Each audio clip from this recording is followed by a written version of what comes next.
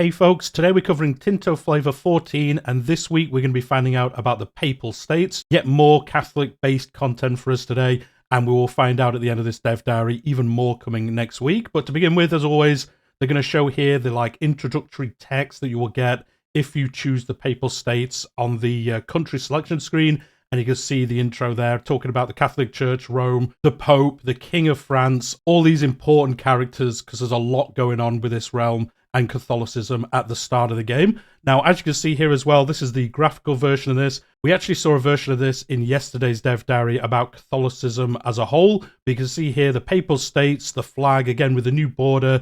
I mentioned this last week if you weren't here for that one. It looks like they've done some kind of pass on the UI. I think it is looking a lot better. I'm sure there's going to be more improvements before it comes out, but I definitely could see a step up in the UI in the last couple of weeks in these dev diaries. You can see it is the Pope, it's Pope Benedictus, so he leads the Papal States. So he's a busy man, he's running the Papal States, he's the Pope, and he's up to some other shenanigans as well. Next, they're going to show off the map, and these are the lands that they have at the start of the game, taking into account that their capital is in Avignon and not in Rome in this time frame. So that is a change that maybe some of you wouldn't be aware of, but that is where the capital of the Papal States is. Next, they're going to show off some of the structural content that is coming, and a lot of this was kind of hinted at in yesterday's dev diary once again. But to begin with, we're looking at the Holy See. This is a government reform unique to the papacy. That's pretty obvious. This is a major reform, and you can see all the modifiers here. Disallow diplomatic subjugation, yes, so you can't just diplomatically subjugate the Papal States. Monthly religious influence, monthly devotion, blocked from forming countries, yes. Can reassign clerics, is the Pope, yes, because obviously the Pope runs the Papal States. Blocked from conversion, yes. Well, that's unfortunate. I wanted to convert them to some pagan faith, but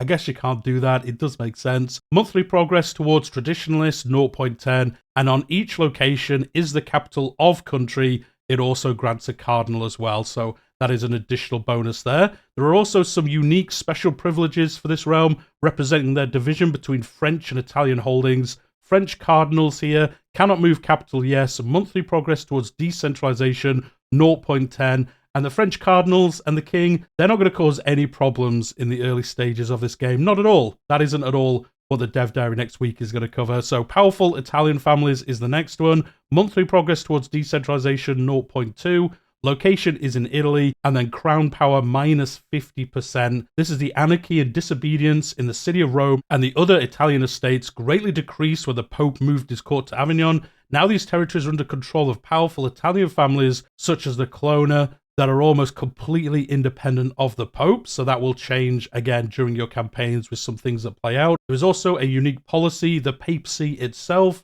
This is a theocratic leadership law, monthly religious influence, 0.10. Tolerance of the true faith, +1, and this is obviously just to represent that the Pope is there running things in this realm. There's also, of course, some unique works of art. There's going to be some buildings later on, some pretty famous ones. The first one here is the Palace of Popes, I guess, or Palace of the Pope. I'm not too sure what the translation is. I probably should have looked it up before doing this video, but guess what? I didn't. So here we go. This is what this is. It is a masterpiece art quality. It is a palace, obviously, and it is in Avignon. So, you know, this will get full use for the entire duration of this game, obviously. And then there is also some unique advances. The Word of the Lord. This is available in the Age of Traditions. Diplomatic reputation +5. So everyone will be loving the Papal States, although I guess some areas of the world probably a little bit less so. The next is the Glory of Rome, Age of Discovery, Prestige Decay, 0.10%. We control the great city and ancient capital of the Romans.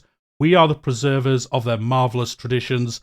I'm not sure I would agree with that, but that is what they think anyway. The next is Donation of Constantine, available in the Age of Discovery. Casus Belli creation speed +25%. That is pretty good there. This demonstrates their authority to bestow the title of the Emperor of the Romans upon whoever they choose. It may also prove that we are rather good at forging documents. What are they, Habsburgs? But I guess, you know, that is going to be a nice bonus for you. The next is the Holy Father, available in the Age of Absolutism. Do you have, actually, God in your realm?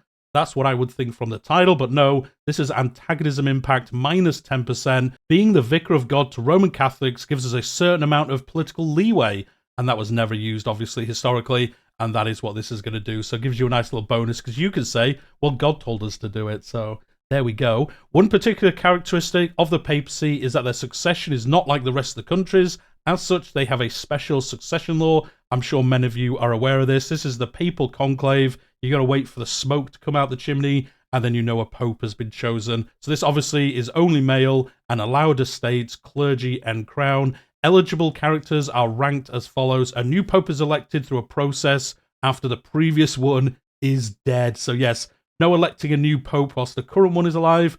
I'm sure there's going to be some mechanics around that whole system, but this is the proper succession law, and that is really cool to see in the game at launch. And then as part of this, there is actually the Papal Conclave Regency. We are to be ruled by a Papal Conclave in our country indefinitely, giving us the following effects. Stability investment 0.10 worse. Obviously, once they get a pope actually elected, that will end. And then next, they're going to show some of those events that can actually cause that to happen. So the Papal Conclave has finished debating on which cardinal should be elected as the new pope. There were 3 major candidates, but which one won the election? And then the 3 different cardinals there that were up for like the final tier of elections, I guess. And then outside of that, there is a bunch of other events based around the Papal States, Rome, and Catholicism, really kind of all intermingled a little bit. So this is the reinforcing of the Castle of St. Angelo, I believe, and the Mausoleum of Hadrian, nowadays known as the Castel St. Angelo, has gradually been transformed by our predecessors into a fortified bastion, providing a vital line of defense for Rome. And this is all about upgrading it, making it a little bit more useful in the time frame of the game.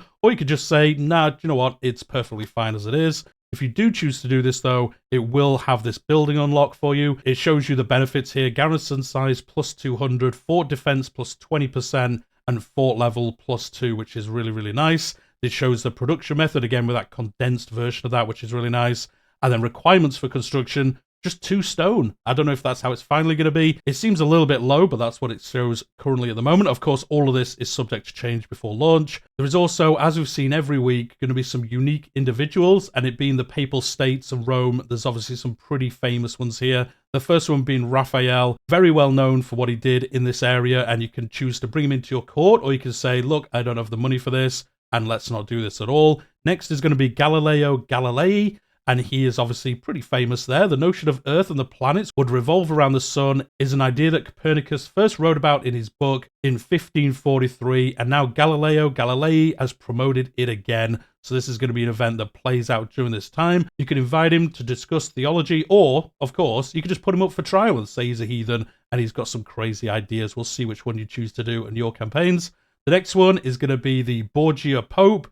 And this is, you know, based on some historical things that happened here. But as you can see the option here, the Papal States will survive. And obviously, depending on how this plays out, it will be whether it plays out like historically did or whether it didn't play out that way as well. So we'll see again what option you choose. The next few events are all around refurbishing and improving certain buildings. Again, very historical stuff here. The Sistine Chapel, you could decide whether to demolish the old one and build a new one in its place.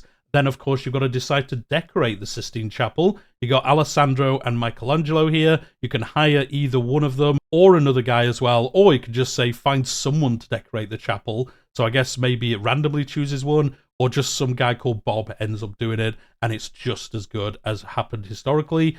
The next one is the commissioning of St. Peter's Basilica. The old St. Peter's Basilica was built by Emperor Constantine the Great. It's nowadays in a sad state of disrepair, and this is all about having Michelangelo embellish it, fund it with indulgences, hire Michelangelo to adorn it, or you could just say, I'm busy with worldly matters, let's just leave it crumbling that little bit longer. I'm sure it's going to be fine. If you do choose to do one of those options, though, you can see here the work of art, Michelangelo, magnum opus, monument, created in 1500 in this example, and obviously is in Rome as well. And with that, that is the end of the Papal States Dev Diary. A nice quick one this week, but coupled with yesterday's is showing us a bunch of content around the Papal States, Catholicism, Christianity, all these buildings and mechanics and things like that. And then they do mention next week. We do know already that next Wednesday's Dev Diary is going to be further into Christianity and some of the events and situations that happen. They say next Friday, we're also going to find out about military orders of the Teutonic, the Livonian orders, and the Knights Hospitallers. So there's going to be a bunch of mechanics around those. I think they're going to be really fun to play. We'll find out next week. So it looks like we're getting at least 2, maybe even 3 weeks, really focusing on Christianity. And then I imagine maybe next month we get some different area of the game perhaps. But anyway, let me know what you think in the comments down below. Hit that like button if you've enjoyed today's video. I'm covering this game up to official announcement, launch and beyond. So do subscribe to the channel if you have enjoyed it. But we'll leave it there, and I'll see you all next time.